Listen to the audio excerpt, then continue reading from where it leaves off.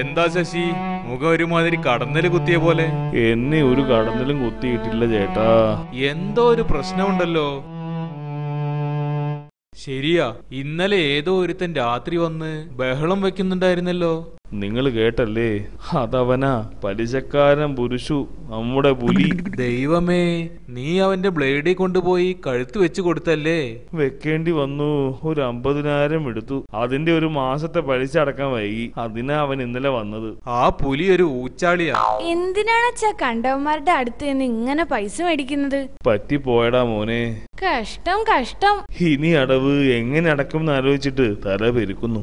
നമുക്കൊരു കാര്യം ചെയ്യാം, ഓപ്പറേഷൻ കുബേരക്കാരൻ എന്ന് വിളിക്കാം. അതൊക്കെ അവൻ മണത്തറിയും.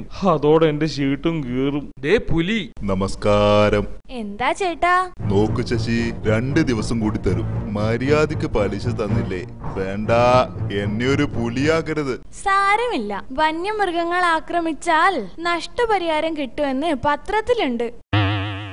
Tinderman rocks, TNT rocks.